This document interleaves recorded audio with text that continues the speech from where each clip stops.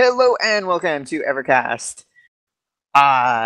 This is episode number 78, which we have titled Virtual Insanity. EverCast is a video game podcast concentrating on online shared multiplayer experiences connecting gamers with the game they play. I am your normal weekly regular host, Tannlin. With me are two of our normal hosts and one our special community guest. Below, say hi. How's it going, everybody? Hi. Wasn't sure if you were looking for something more extended. No, me, Neurotoxin. What up? Flatus cannot join us this weekend, so we search out there for people that had actual hands-on experience with the new VR technology that is out there and available. And Legendary Neurotoxin, a frequent guest in the chat channel and has been on the show a couple of times before, said that he had. So we thought that he would be probably the best person to bring on. So here he is. Oh, thanks for having me. Thanks for joining us. Right. All right. So Lucy's also here. Hi, I'm Lucy. So I'm going to jump right into ECast news. Oh, by the way, this might be a short stream. We're not sure. We've never really talked about it before, so we don't really know. But going into ECast news, the MMORPG, the newest one that NCSoft is, they're distribute. I don't know what do you call them because they're not the developer, they're just the publisher. They're porting and publishing it, and they're also handling the localization. Right. Their MMORPG is called Blade and Soul. Earlier this week, MMORPG.com had a bunch of beta keys available for. I think it was this weekend. I went and looked this morning. They're all gone. But Legendary was telling me that there will be more opportunities. There will be more keys available. Yep. So basically, the way they're doing it right now is, I'm actually on the mailing list with Who's Gaming Now. But for anybody, whether you're on a mailing list or you're just trying to get the keys as they come through, what's happening is they're only giving you the keys for the Friday through Monday test period. So once that's done, that key is basically no more. It doesn't matter that it had been applied to your account going forward.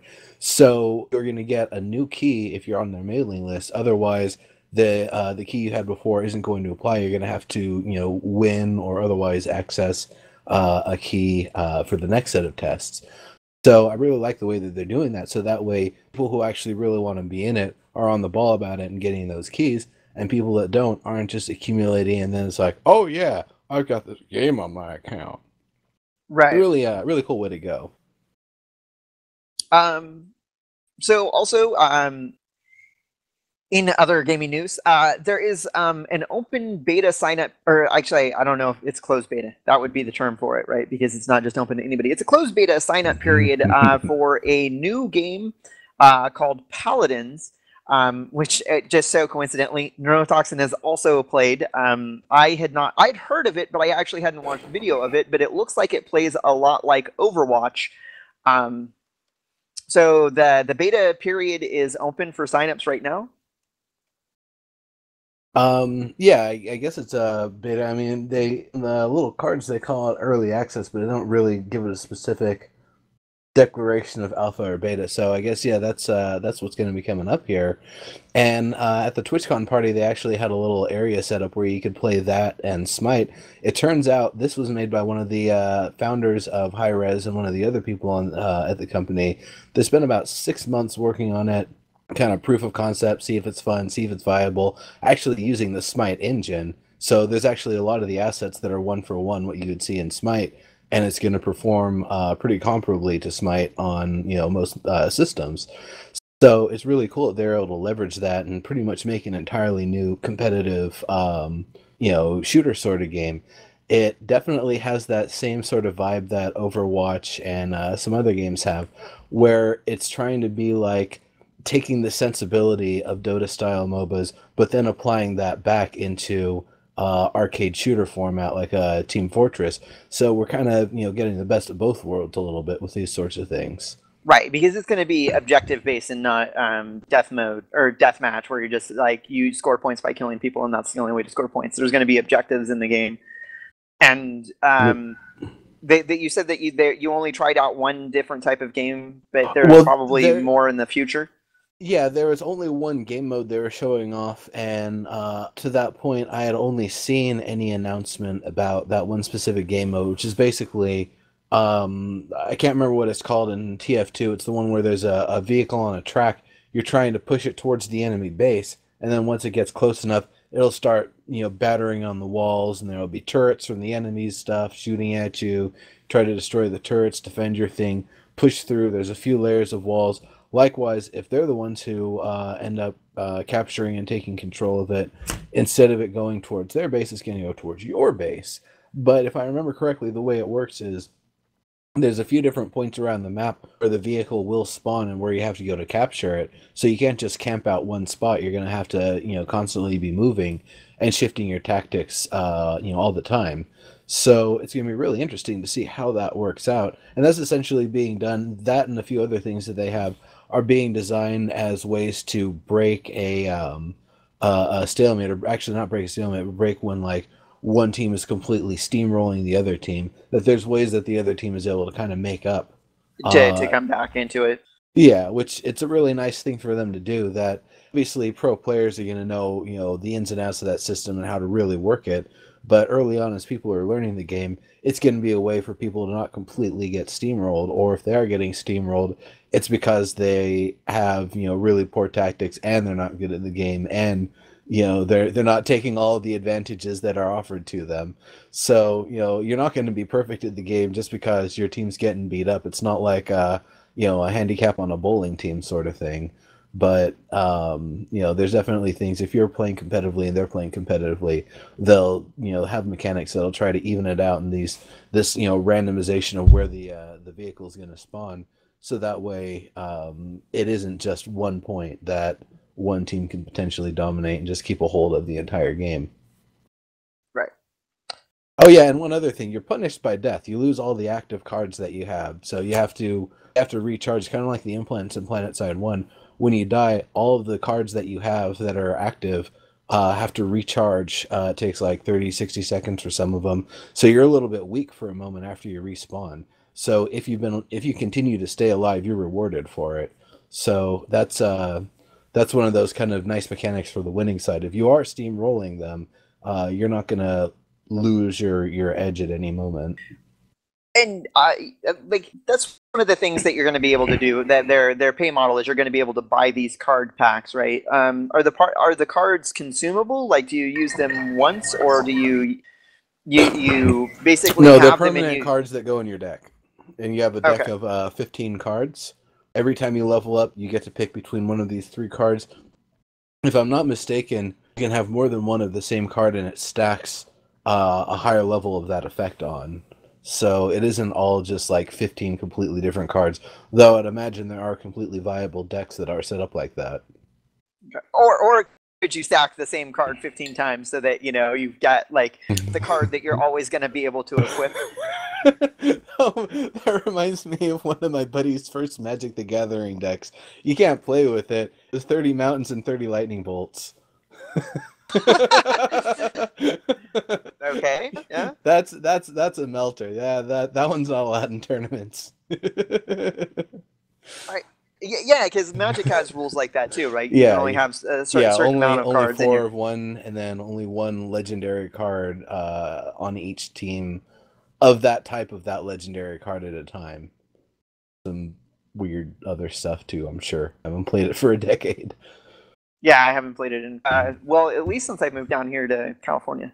All right, turning it over to Caeleste, because Caeleste, she went ahead and she the Hearthstone expansion pack. You tell us about it. You had to buy it? Yes.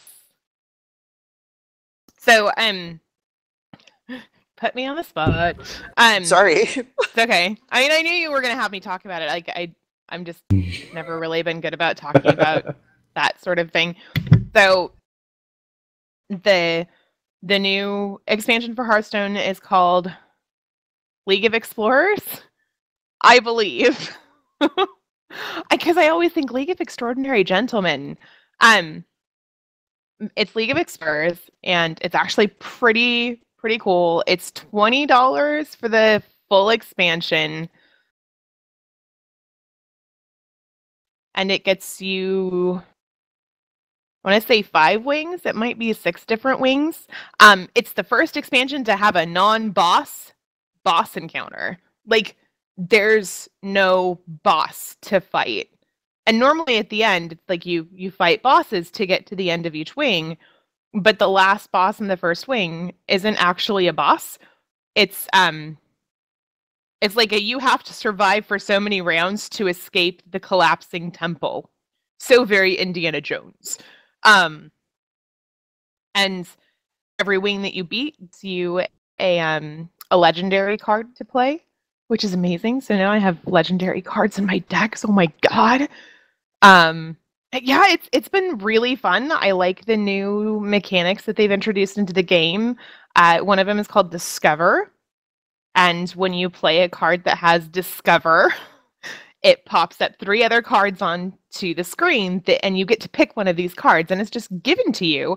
It's non-permanent. You get it until the end of that particular game. It doesn't go added into your deck. But you can discover this card.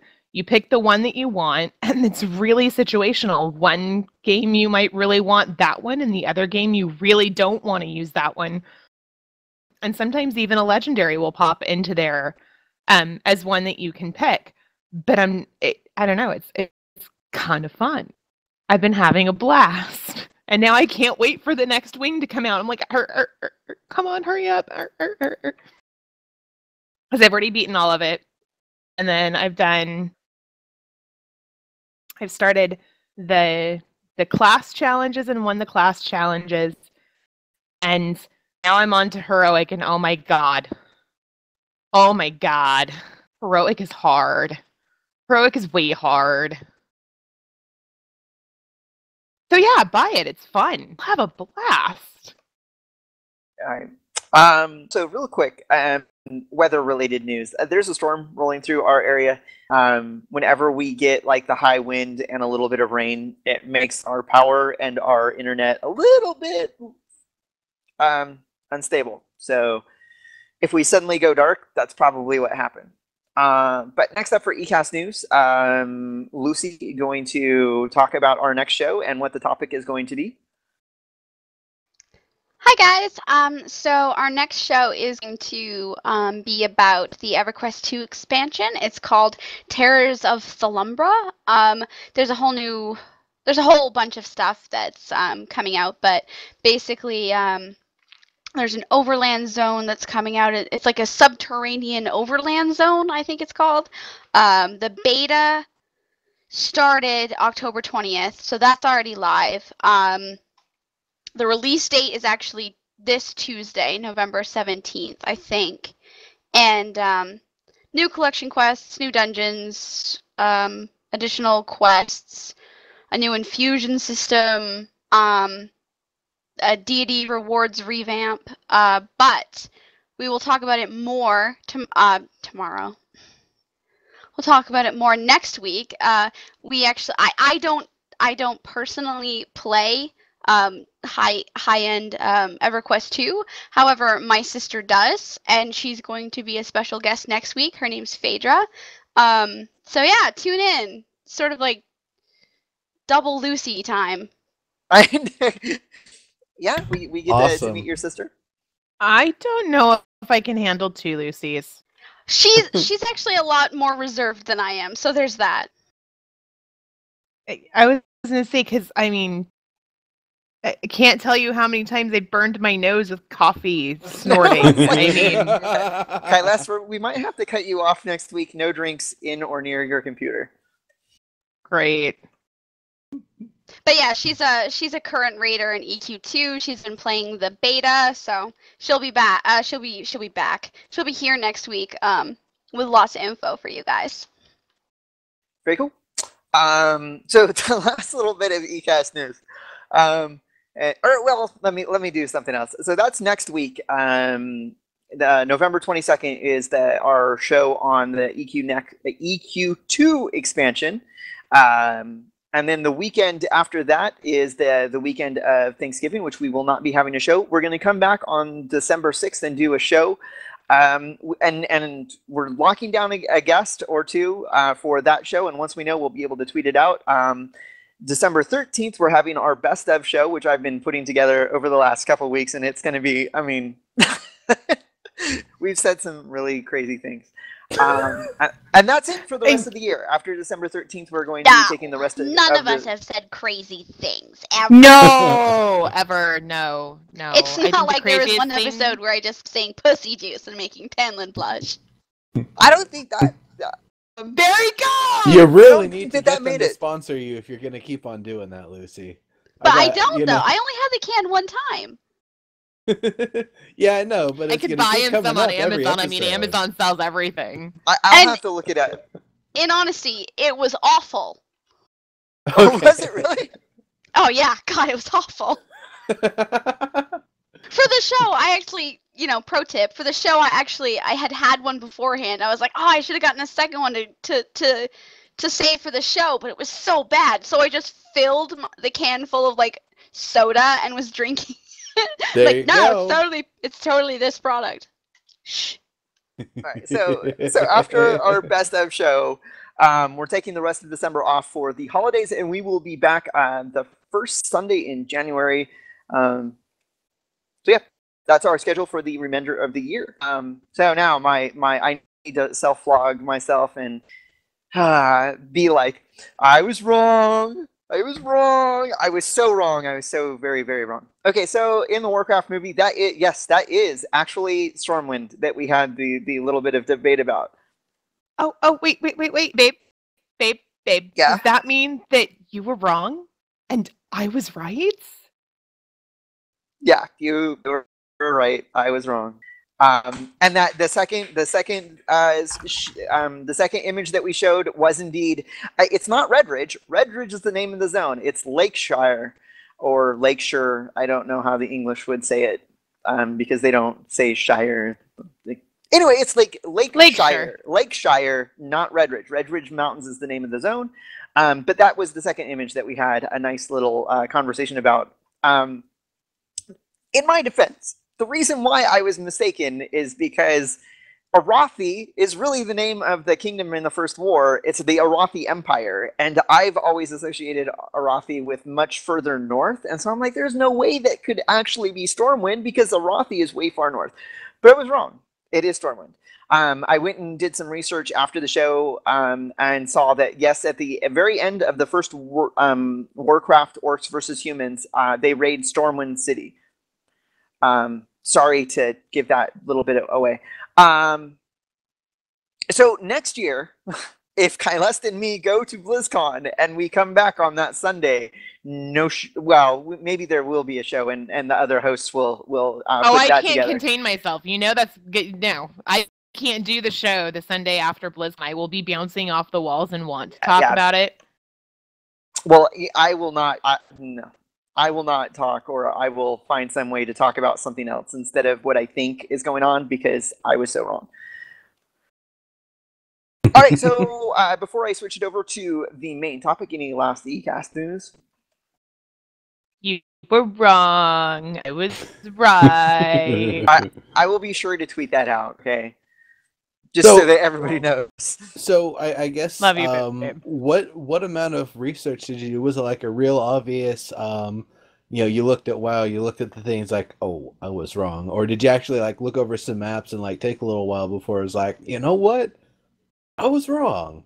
No, it was it was actually I was reading a couple other articles about it, and then I went to the WoW wiki page, and it was like, sure enough, at the end of Orcs versus Humans, the first Warcraft RTS game, they actually do raid Stormwind, and I thought it was Stromgarde. I was wrong.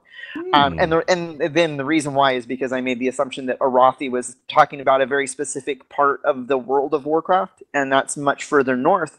But yeah, people even put together the maps from the original RTS and showed like, well, this is where Stormwind is at, and this is where the Dark Portal is at, and this is where Deadwind Pass is at. And all of those locations are in the movie and the world, and so yeah. Nice. Very cool. Yeah.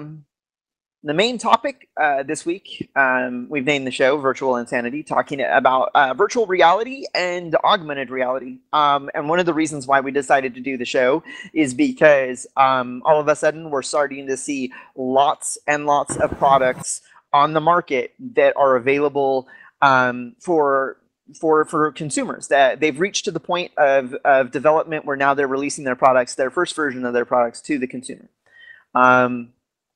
I'm going to post 3 articles. These are 3 articles that have come out in the last week talking about AR and VR and how they relate to video games. So the first one, and this is, I know that Caeleste and Lucy are kind of like, eh. Right? Yeah? Yeah. Which is funny because I'm the RPer who always talks about immersion. Now, when you play currently, do you put yourself in first person all the time, or most of the time, or never? Never. I don't like first person.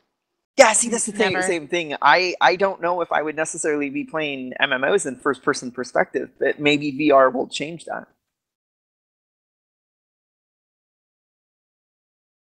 Well, it's kind of an interesting thing because I thought about it a little bit, and to make MMOs a more immersive experience by putting on a headset that allows you to kind of be more in the world, I actually don't even know if we really even need 3D VR.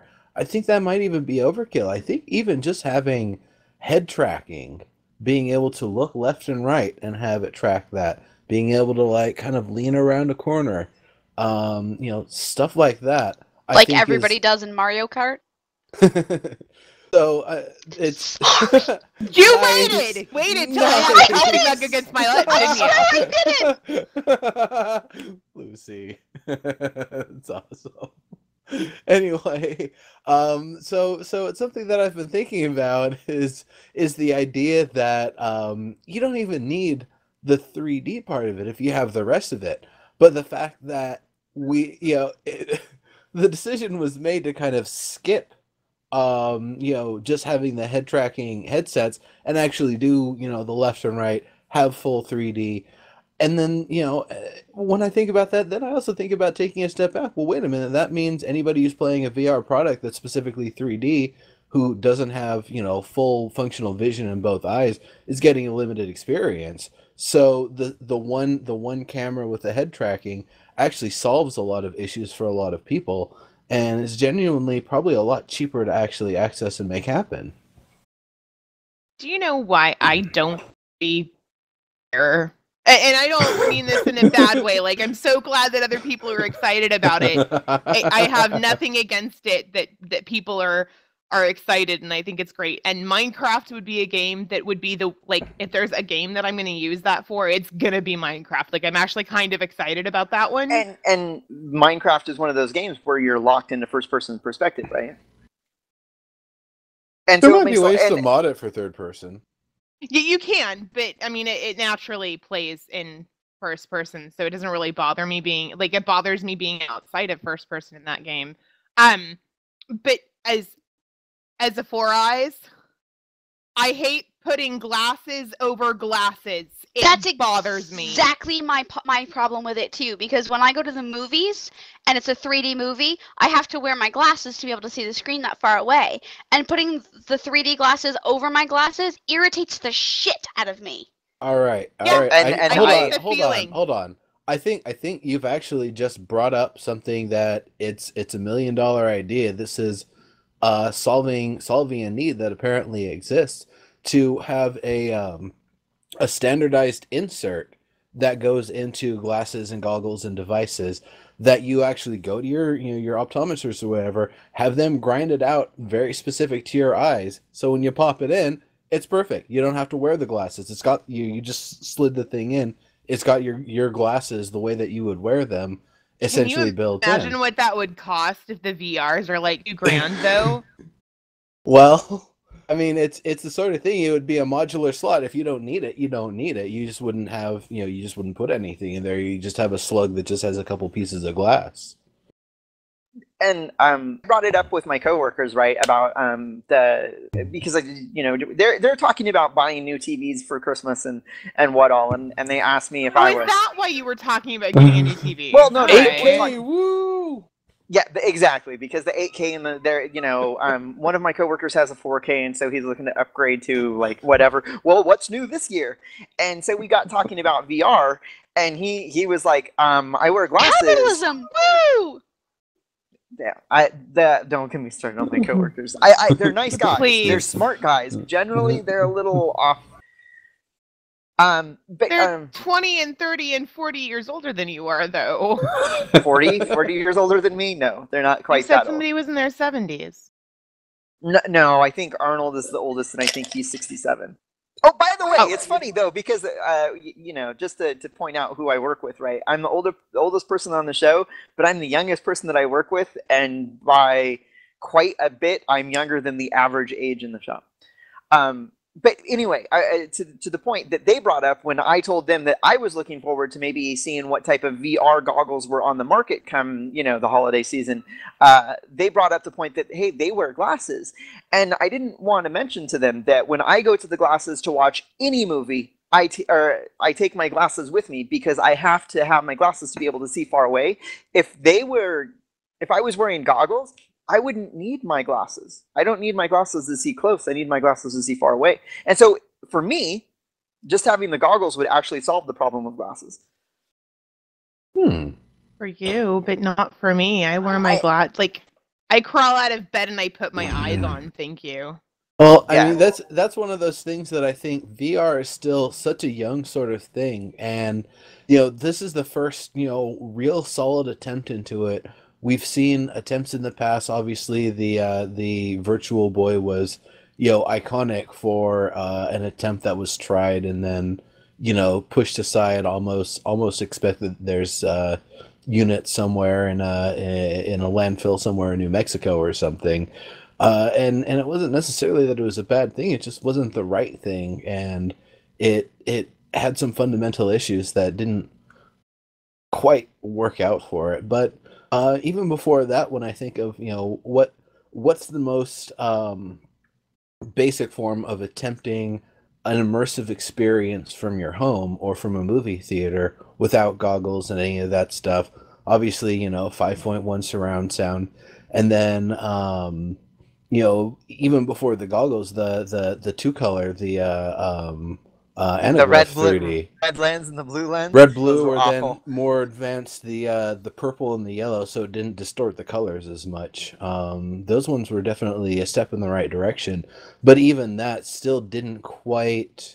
It was a nice attempt, and then you could even put another layer on that. I remember Fox did like a smell-o-vision thing, like 15, almost 20 years ago or something, where they had these little scratch and sniff things you're supposed to apply while watching this. And there are also parts of the show that had parts where you're supposed to put 3D goggles on. There's like some rain or some particle effect or whatever that they had, projected in 3D. It's like, well, that was kind of an interesting attempt. Smell-o-vision really hasn't come very far. I've seen a few units at SIGGRAPH and other things, and oh man, can you imagine all the poop quests and fucking okay, wow with the smell-o-vision? That's awful. No. Okay, so what you're gonna see it for is more like, think of like a first-person shooter or a racing game, like burning rubber and like asphalt and like fuel burning and being a sweaty driver. So I don't know. If I could make for people that are the into Tim that. the Toolman Taylor noise, I would totally do it right now. Like if I could do that, but I don't have the voice for it. There you go. I wanted to bring up the point that Celestian GC brought up. The look on Lucy's face is killing me. It's I'm like, I like that that's a thing in my video games. I don't want to smell sweaty adventurer. What's wrong with Okay, you? hold on. What I wanted to say real and quick armor though is stinks. I could see it actually being used in a more constructive way. Think about a baking game where the way that it's applied, you're Candy smelling. Crush. Well, no, maybe Candy Crush. No, I'm thinking like like a Mama's Kitchen or something. It's like you've got different components you're working with. You actually get to smell the things as you're actually cooking them and stuff like that. Something That's like what that. real baking is for. Yeah, but some people Oh are not my, to be this milk trusted has in the gone kitchen, rotten. so you know. So anyway, as I was going to point out that Celestian pointed out in chat that maybe if you when with the VR goggles on your head, and we were talking about corrective lenses that we all have to, or some of us have to wear, that you might be able to program in your prescription into the program, and it'll correct for you. that would be pretty neat. I wonder what kind of what type of programming would it take to be able to do that? Because I'm not sure if it'd either be a programming thing or if you would actually need another technology, something like something that acts as like a flexible lens, so it can actually help hone in on that thing for you. Because it might be a matter of actually having that physical material that shapes it, rather than just being able to try to adjust the way that the pixels are projected. Yeah. Does anybody remember the old school privacy screens that you actually attach to your monitor?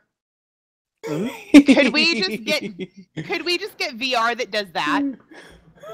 I don't want to put it on my fucking face. Can I just put it on my screen? I think that would be better than goggles. Hold on. There is a way to do it now, but I'll have to link that video when I can find it. There was because there's a polarized filter on the inside of your computer screen, and you can actually take that out. And there are some people that like took out the polarization film from their monitor and they put it on the inside of their glasses. So now everybody who walks by just sees a white screen, and if you put on the glasses that they've constructed, you can actually see the.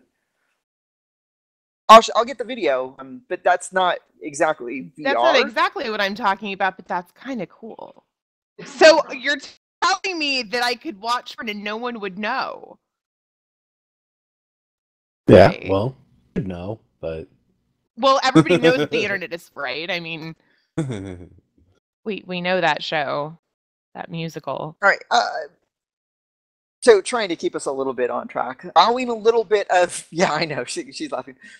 So in the best of segment, I'm going to have a whole segment of all the times I tried to keep us on track. Hey, Lucy, you're in there once about trying to stay on track. It's kind of cool. Stay on target. Yay! So, currently there is the most popular ones that are on the market. The Oculus Rift, the HTC Vive is currently being like, they're going and they're doing a circuit so that of all these different places where you can try them out. There's an esport event going on in Orange County right now that a lot of people are like being able to use the HTC Vive VIVE for the first time. The PlayStation Morpheus, and I want to really hone in on this one right now. The PlayStation Morpheus that's for the PlayStation 4. It's currently in development. And the reason I want to talk about this one specifically is because we were talking about like the computer requirements that it's going to take to be able to play a game in VR. And it's a pretty hefty machine. If you look at the technical spec requirements for like the Oculus Rift, it's like I'm like looking at mine going like, I think it can, but I don't know. And the reason why is because it's trying to do HD video to 2 screens, one for each eye, at 90 frames per second, which is much faster than your TV and much faster than most monitors.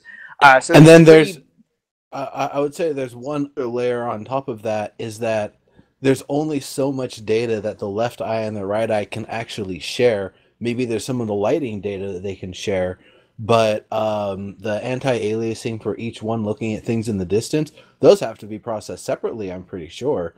So yeah. It's not just, take the same thing and draw it twice. It's draw as much as you can twice before having to get into the things that you can only draw individually on each one. So it becomes, and then at 90 frames, it's a subject I'd been thinking about recently. It's like, man, why do all the VR games just look so crummy?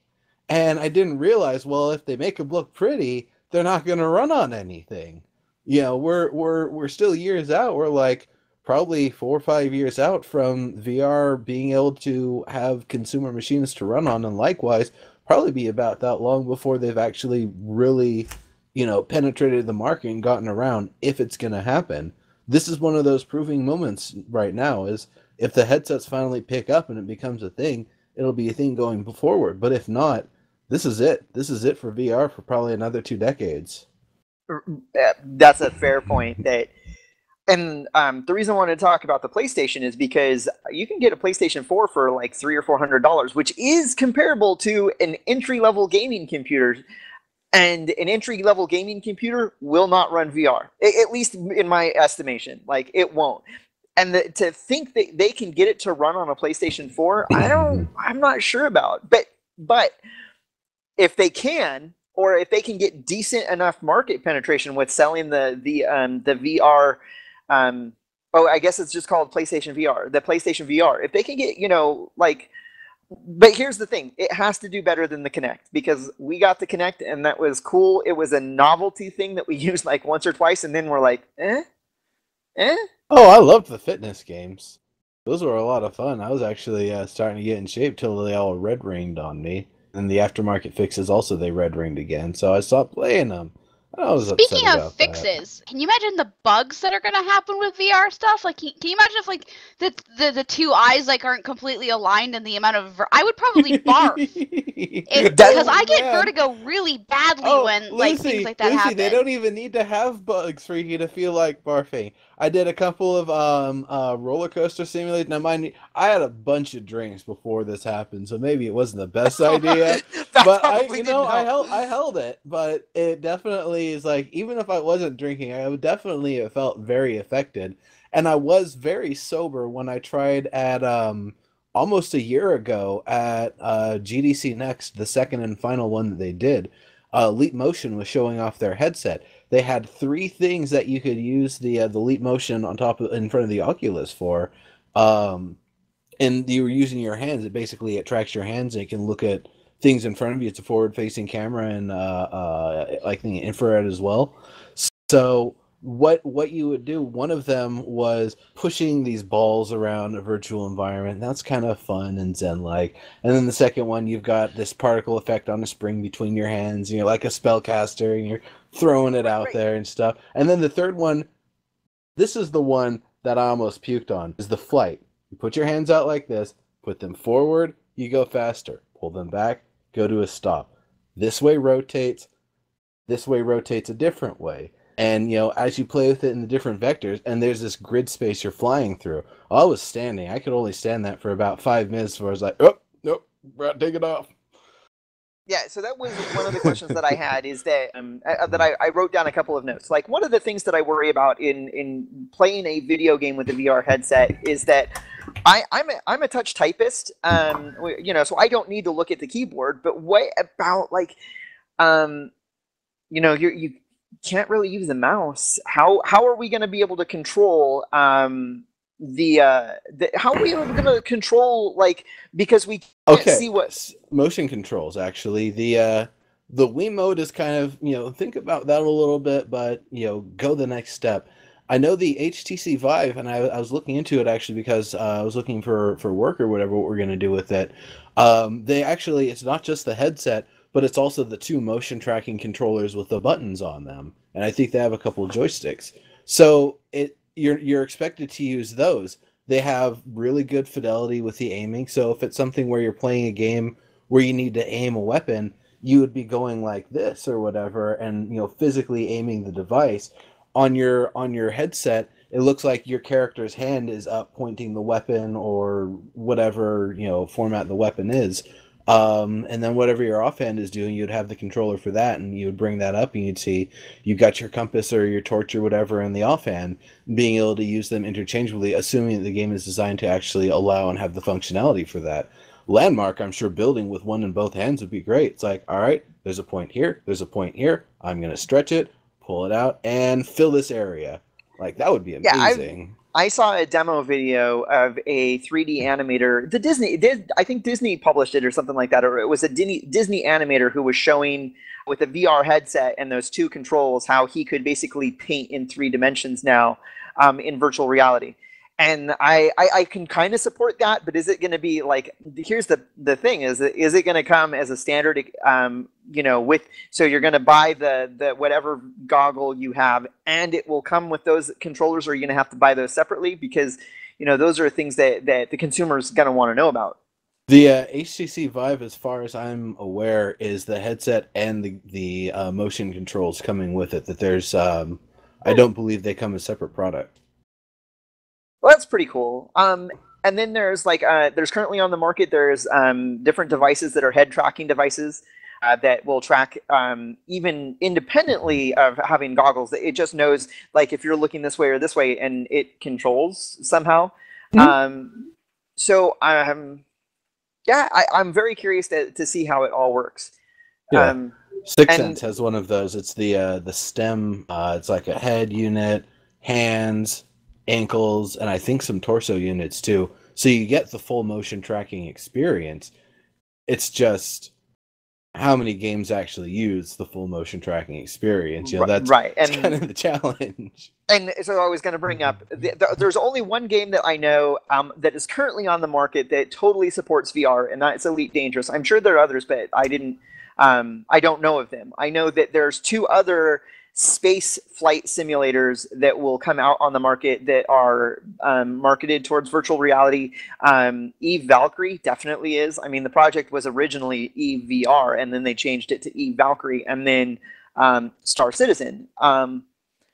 And going back to playing MMO RPGs in a 3D environment, I'm not sold that I'm going to be playing it because first, I've said it before, like I need to be aware of what's all going on around in my house at the same time. So like detaching myself from my reality to go into a virtual reality probably won't work for the amount of time I spend playing MMOs. But on the other hand, if I just want to spend like 30 or 40 minutes flying around in space because it's a great way to, like relax and unwind, I might do that.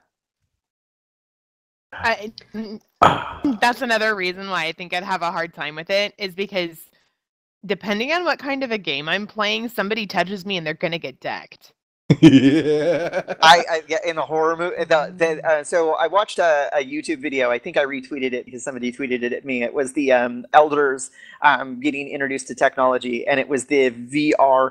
And one of the games that they got to test out was a horror game, right? And I'm like, so cruel.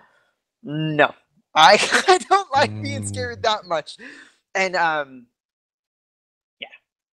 I could see me tapping Caeleste on the shoulder while she's playing a game like that, and her just going. Well, there's swatting me in the face. There's a different kind of scary to think about, and that's like the mess and hardware damage that's going to occur when you're playing your VR game and you like want to reach for your drink, but you can't stop looking away from the critical thing that you're doing.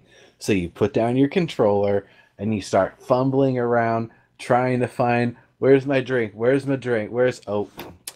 Yep, that was the drink falling over into my lap onto my keyboard. Yeah, that's why. That's why I'm probably going to keep my gameplay sessions in a virtual reality world. I'm not going to be doing like 3 or 4 hours sitting in front of my computer because I'm going to get hungry. I'm going to want to drink. I'm going to want to get up, and I'm not going to want to take off the goggles at the same time for that. I mean, at this point, I dare you or anybody to actually play a game with the goggles for like 40 minutes or more straight without like starting to feel the nausea or whatever. So, that alone is, part of it. But one thing that, and Leap Motion actually kind of helps make this possible. One of the things that I've been thinking about is how do you actually resolve that? You're playing the game, but you still want to have awareness around you. And the idea of Leap Motion actually putting that camera on the front, well, you have like 10% real world opacity on at all times. So while you're mostly watching the game, you can still see a little bit of, reality behind it, almost as if you were looking at like a holographic screen or whatever, that you can That still might see. be cool. But then the next layer on that, when it actually detects that your hands go up and into a certain range, it clears away the entire VR scene. It brings that down to 10% opacity, so you can actually see what's going on in the real world, grab your drink, put it back, and still, be monitoring whatever critical situation and whatever giant ship battle you're in. Yeah, good. I would see, and that's why I wish that I lived in a bigger city where I could try out all this technology, because I'd really like to see the opacity. That's not necessarily something that I've seen done so much as it's a concept. It's something that we have the technology, we have the tools. Someone just needs to write the API, and it's totally a thing. It's just one of those things. It's just a couple lines of code. Actually, Lucy, believe it or not, but at the end of things, it probably really only would be a couple lines of code. Very, very efficient, powerful lines of code. I'm sure if Tannlin wanted to try it out, he could, go into LA. But yeah, I know some HTML. It'll be fine. Like, just a couple lines of code. Completely different code. Oh, sorry. Yeah, it's all the same, right? Though, right? Like once you know the basics, any programming just like language. Knitting and crochet, it's totally the same Yeah, thing. it's just a couple lines. It'll be fine. You can add that to any game. So I bet you put the idea up on a VR Reddit page and it gets made in a week. Yeah. Do it. Prove me wrong. I don't know how to. I'm not on Reddit. It's a cesspit. You go ahead. Sorry, Did you just say I hang out in a cesspit? Well, you are dirty. You're a dirty girl, Kai. See?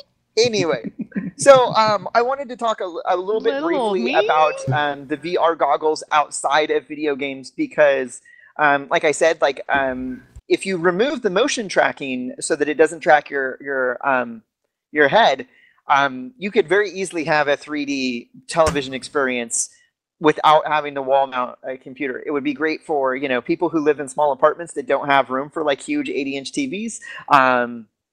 And then I was watching ESPN the other day, and they were talking about how they had their quarterbacks wearing the VR headsets, and they were running them through drills while they were wearing the headset, so that they could actually control the environment that was going on. And I thought that was neat. I don't know if there's no actual processing being done, if it's literally just displaying pre-recorded media in 3D, this is all you need. Google Glass, that's it. Or Google Cardboard, rather. That's all you really need. You just chuck your phone in here and you're good. This is, I got this at a party or whatever. It wasn't, I think it was actually given to me for free or whatever, but they were selling them at the show or whatever for $10 or $20 or something. It's yeah, if this is all, if all you want to do is watch videos or whatever, you need the device to make it happen. It comes cheap. All you need is, your phone or whatever. That's I was looking at those too. The thing is that I was looking for apps that turn things 3D, or apps that like Netflix 3D. Is there can I just go to Netflix and hit because I have Netflix on my iPhone, right? And if I could go 3D Netflix and throw it inside some piece of cardboard and watch a 3D movie, I'd be all about that. That would be fun. Okay, so we've got 10-15 minutes left, and I want to move over to augmented reality, which is just as exciting technology as virtual reality. Augmented reality is, instead of having a complete takeover of your vision, it is a clear, transparent pair of headset or pair of lenses that you put on your eye that add to the reality that you're actually experiencing. Google Glass was the first one, and their Google Glass was a completely mobile device. I hear that the HoloLens is also going to be a completely mobile device that's going to be independent from your actual your PC. If you haven't watched the Minecraft demonstration for the HoloLens, I invite you to, because it is great. The edges looked ugly to me, and that's one of the parts that I would have really been upset about. As me, why am I scrolling around the world? Because I want to see that, I want to find that thing that I'm trying to search that's off the edge of the area that I can look at. Well, if that part's all chunky and nasty and has the artifacting, it reminded me of, like, you know, old NES games where, like, the tiles on the right side and the left side would kind of overlap or whatever and look weird around the edge of the screen. That's what it looked like to me. It looked wrong. So I'm sure they'll eventually work that out. But that initial demo, I was like, well, I see what you guys are trying to do, but I don't know how much this is actually, you know, really being done. You know, I have no idea if this is, you know, just camera tricks or whatever. And B, I see this thing that even if it is a camera trick, you still don't have quite working how I would want. But actually, I wanted to talk about there's not just the idea of augmented reality coming in goggle form, but talking about, and you brought it up before the show, is it ingress or egress? I can't remember. It's definitely one or the other. Okay. Because they're the opposite two phrases. I can't remember which one it is. But yeah, that one is, you know, more of the consumer level, what I really expect to take off with augmented reality, where you've got a device in your hand, you're doing things in the real world. Everyone has a phone. Not everyone's going to want to buy these goggles. Not everyone's going to want to walk around with these goggles that basically say, hey, mug me and take these $300 goggles. And as a matter of fact, that's one of the reasons why I think that the Google Glass didn't take off, is because they overestimated the market. And one of the notes I have down there is how much interest is there to having an augmented reality experience outside of the home. Oh, I'm thinking that there's more of a like a party type atmosphere, because there was a Kickstarter for an augmented reality video game of a horror one, right? And so you're walking around a party and you've got like your phone up and it's showing you the world, the house that you're in, and then every once in a while it's throwing up an image of a ghost or whatever. And I thought that would be really cool to be doing session-based, location-based augmented reality experiences for a limited number of persons, not so that you're walking, you know, all over the place with a HoloLens, you know, going to the mall or, you know, going to work or whatever. You just wouldn't do that. Yeah. So, and that's one of the other things why I think, like, the idea of somebody walking around with their phone out, people already walk around with their phone out when they're texting and stuff. So the fact that they might actually be using some, you know, in-game high-tech locator or whatever, and you don't know, it just looks like they're walking and texting. It's a lot more innocuous than actually wearing goggles. And once again, it's a device that you've already got, and if it's something that you use a lot and really, you know, you care a lot about, you may even have, you know, theft and other insurance. So that headset's gone. Oh, yeah. It's gone. Your phone's gone. $50 and they replace it. You know, no big deal. So right. there's for marketing purposes alone, there's a lot of reasons. Now with goggles, I've definitely seen and tried goggle-based devices that really have a neat touch to them. There's something at SIGGRAPH that I was checking out where it's meant to help you with your posture. If you're like, you know, slouching over, looking at your tablet or whatever, it's gonna, you know, detect like where you're at and where it's at, and rotate the text on the screen in such a way that it causes you to actually sit upright and look at it head on for the text to be corrected. It's basically something to kind of help remind people to keep their posture straight. And then there's another layer on that. I think you could also use that for like translation and some other stuff. So it was like a multifunctional tool. It wasn't just the, you know, the helping with the posture, but there are a bunch of other things built in with it. So just productivity tools in general, I could see, you know, augmented reality being used for that. But then, you know, how that actually applies with games, like the ability to create games that exist in real space. You're at the bus stop, you're waiting for things. You turn on the Alien Smasher game. Every now and then a little alien pops up and you just go boink, and it it destroys it, and you just this person walks by and then a little alien just popped up behind it. Boink, you're just sitting there doing something to waste your time, having fun. Right. Or I would imagine a more immersive game though, like an RPG, an MMO or something. I don't know if that really works for an augmented reality format, because you don't wear the goggles and then sit in front of a computer. That's not really how most AR games work.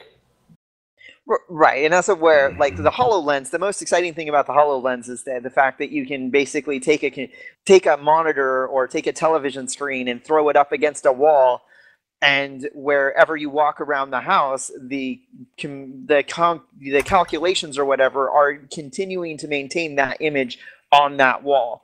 And so it might be interesting, but I'm not, like, I think you're right. I think that for an augmented reality experience, I'm just going to stick with my phone, because I'm taking it with me no matter where I'm going anyway. And around the house, I just don't, like, depending on how much it's going to cost, it's like they might price me out by being like, it's a $300 HoloLens. I'm like, nope, thanks. I've got a TV on my wall right over there. Don't need a HoloLens. But the virtual reality goggles, I'm a little bit more interested in because of those experiences that I might be able to have that you can't get any other way with current technology. Well, because we can't really jack into the net at the moment. Yeah, I mean, Well, motion tracking, head track. Sorry, Lucy, go right ahead. I was just going to say, we're all moving towards, 5th edition Shadowrun, where everybody's house just has little points, and everybody wears the goggles, so the little points can be programmed to be pictures or a fireplace, and you just experience everything in virtual reality, and nothing's actually real anymore. Is that what 5th edition has? I haven't played the tabletop in a while. Yeah, they tried to move everything as Wi-Fi, and everything has Wi. Like, even your pants have Wi-Fi, because it monitors like your junk heat and regulates that sort of thing. I don't even know. Nice. Oh, I could see, medicinal That has purposes. to go into the freaking best. Right. Well, I can see some sort of, like augmented, fertility. Oh my god. Prescription. Here's your prescription for your, thermal controlled pants. But it's kind of funny, because I was also looking at, for like the holidays, they have solar panel clothing right now. I don't necessarily think I want a solar panel on my jacket, but maybe on a book bag for like camping and traveling and stuff. Yeah. No, I get you. I mean, there's definitely a lot of ways I could see. Actually, one of the things that augmented reality in goggle form does give you is basically the ability to essentially bring a computer screen with you without needing a computer screen. That any surface is essentially able to be used as your virtual display device. So there's a lot of really cool stuff that it can be used for. Now, going back to the idea of Minecraft or sandbox games or games in general. I could definitely see games that are, obviously not first person, but everything else being able to use the augmented reality format, like the HoloLens format, in really amazing ways. Think about playing Warcraft 3 or StarCraft 2 with that format, where you can actually see all the units on the battlefield. Especially, that's one of the things with all of Warcraft and StarCraft in those games, being able to see the entire battlefield at a glance, because you only have this small portion that your camera actually gets to see at once. That's just because of the limitations of the size of your screen. If they could, they would make the game display the entire world on your wall in front of you, so you wouldn't need to pan around, and you just be able to, like, those units go there, those units go there, attack that, rebuild that, upgrade that, and just like, gesture based, like Minority Report. I would totally feel like a general being able to do that, like wear the HoloLens, throw it up against a wall, play a game of StarCraft on my wall, where instead of pointing and clicking with the mouse, I'm actually like pointing at this unit and like grabbing these units and sending them over there, and that sort of thing. And that might be actually, I still don't know. Again, they might price me out of it, because I'm not sure that changes the reality of the game so much that I couldn't get something similar to it with a monitor with a touch, with a touch screen. Well, the idea is that, sorry, go ahead. I was just going to say, I wouldn't feel like some freaking general. I'd feel like Iron Man. I sign up for that shit right See, away. and so those are two things that we didn't actually get to talk about, and I wanted to bring it up to Caeleste, because one of the things that I heard in a Q&A panel at BlizzCon is they were talking about how to turn Hearthstone into a virtual reality experience. And one of the things that they suggested is that instead of having your tablet show the game, it was basically you would see the game and the game board in front of you, but across from you, you wouldn't see nothing. You would see like Jaina sitting across from you playing the cards against you.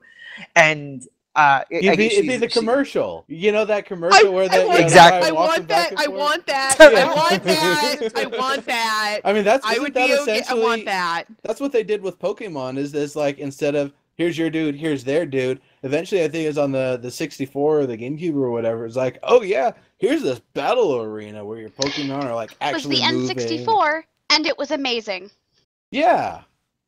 So there because you go. You could get the controller that plugged your Game Boy game into the controller, and then you could download your own Pokemon, and my Dragonite kicked everyone's ass. And then all the asses. I forgot. I lost it, but I thought you wanted to know that the Hearthstone developers were talking that like not that they were going to do it, but because Blizzard always wants to maintain a high level of polish on their games, and so when they were talking about VR, it's like they're not only are they geeks and nerds that play video games, but they also like technology and they also want to use technology, and so. Just because Blizzard isn't announcing a game like that doesn't mean that they're not thinking about it. They're not, and that was one of the ideas that came up that they all really liked. They just haven't said that they're going to do it. It was just an idea that they threw out that. I probably have about $300 sunken into that game already. I could sink another $300 or $500 into seriously getting to sit and see Jaina sitting across from me or Gul'dan sitting across from me. Oh my god. So it's like real life Yu-Gi-Oh! It would be. Can we not compare it to little kid games? Well, no, I meant the cartoon where they were mostly grown-ups and they'd have this little thing on their arms. They were grown-ups? Ish. They were anime versions of grown-ups. So they all looked young, but they were supposedly adults. Hold on. Perspective. When Yu-Gi-Oh! Was really popular, I had a pre-teenage son. Gotcha. And Amid was making that game sell. Well, no, but one of the things I never actually got into Yu-Gi-Oh! Or Pokemon because I was active when they became really popular. I missed out on all that stuff. So a couple of things that I want to say. One is the augmented reality, the idea of taking your own physical space and kind of projecting the gameplay into it. It's actually something that I don't think we necessarily need a fancy headset for. To be perfectly honest, I bet it's the sort of thing that, with enough, fine tuning and stuff, you could actually use one of these and essentially be projecting the game itself, onto the representation of your physical wall in your own space. Now, one of the other things, though, is also with the phone angle of that being where the technology really advances, is the idea that where we're at with the phones right now, it takes that and a computer to, run the VR stuff. As the technology optimizes, 5, maybe 10 years down the road, you're not going to need a computer. The hardware itself will be able to run VR. You'll be able to just, do VR, AR, whatever stuff on your phone. No other stuff, no strings attached. You just pop it in whatever proprietary headset device that you use and good to go. So I think that's part of why, but that's only if the technology actually survives to that point. So it's really at this tough phase where the people who are willing to buy in, who are willing to make this profitable, who are willing to, help make this be something that, is market viable and that we go and continue to work on and refine and advance. It's going to be the people that are, the real big enthusiasts, but at the same time, I don't think it's really going to be a big consumer thing for a good long time. A few consumers here and there, maybe people will win them. Maybe it's like there's something that they really, really like, or I actually see a lot more developers probably buying them than consumers at this point still, just because you want to be that person that makes that game that everybody's playing forever in the VR space, or everybody's mentioning forever.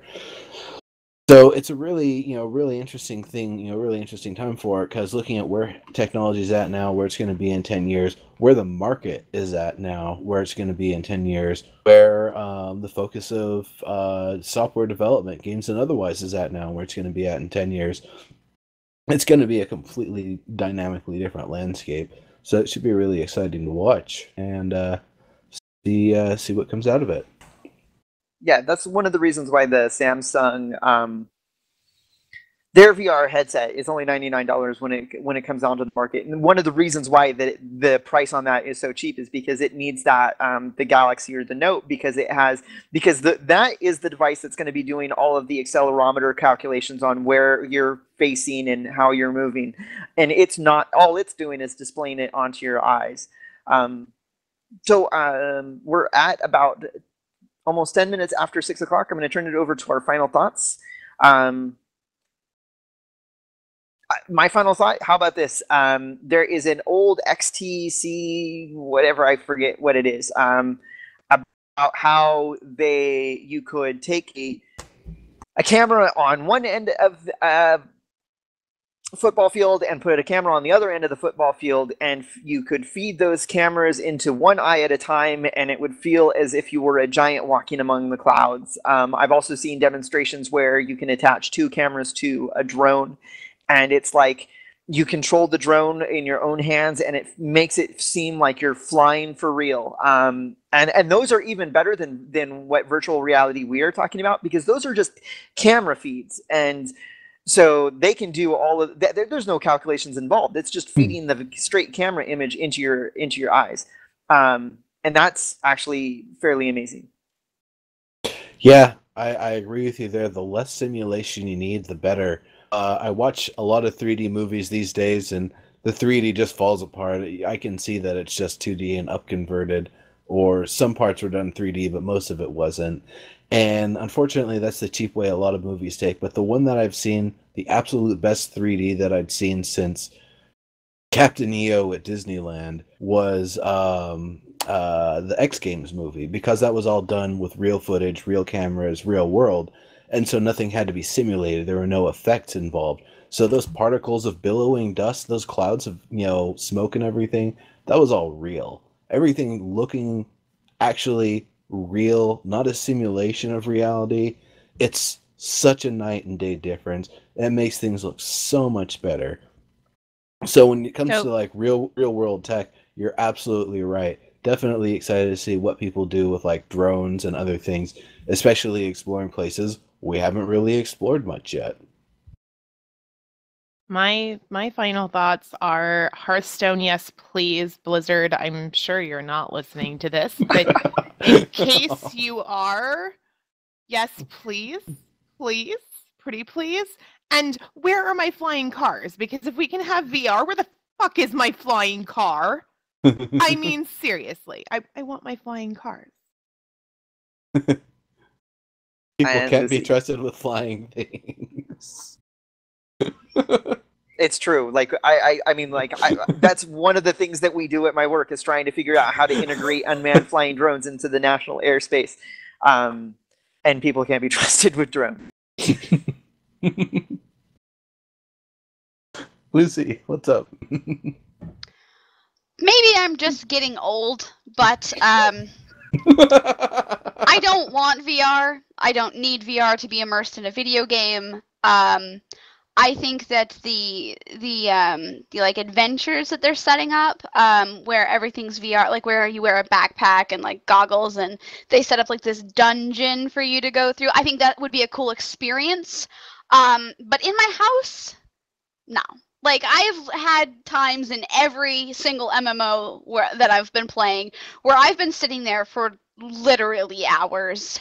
And I am just like so sucked into my computer that you get that dizzy feeling when you realize that you're looking at a screen all of a sudden and you're not actually in that world and doing those things, and you kind of like snap back to. So I don't need virtual reality in order to be immersed in a video game and to have fun and to feel like I'm really part of the action. I think that people, developers, MMO concept people have just gotten lazy and have been pumping out subpar content recently because the MMO market is, well, it's flooded and people expect a certain thing when they think of an MMO, and so everybody tries to give them that. And I think if we start innovating new MMO ideas and new ways to, like, for example, EverQuest Next and all of the cool things that they have promised us with a destructible world and layers of content and,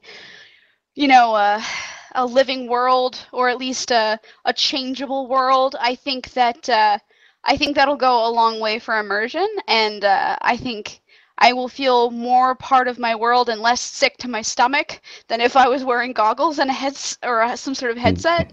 So, I mean, it's a cool idea. I think it would be cool to try every once in a while, or to go with my friends and experience like a dungeon that somebody's set up where they have like mists emitters and like so it makes you feel like it's raining, and or like fogs on your skin, and so I think it would be cool, but in your home, it's not for me. Fair enough. So that is going to wrap it up for episode number 78 on the EverCast show. Virtual Insanity. Somebody want to... Oh, hold on. Before we get to the camping out part, you can find us on iTunes and Stitcher. We have a website called evercastshow.com. Give us if you find us on Stitcher or YouTube or whatever, leave a comment, send us an email at evercastshow or contact at evercastshow.com. We love feedback. We love hearing from everybody who follows along with the show. We will be back next week to talk about the EverQuest II expansion. With my little sister. Did I leave anything out? Like us. Share our links. Spread EverCast to your friends. I'm not sure that I'm gonna. Oh, I'm not sure that I'm going to get this up on the interwebs tonight, but it should be up on Monday or Tuesday night. All right. Well, I'll have to tell my friends and family to tune in and watch the rebroadcast. Sounds like he tried to get us camping out, so I'll get us going here. Awesome. Camping in 5, 4, 3, 2, 1. Bye-bye. Bye, guys.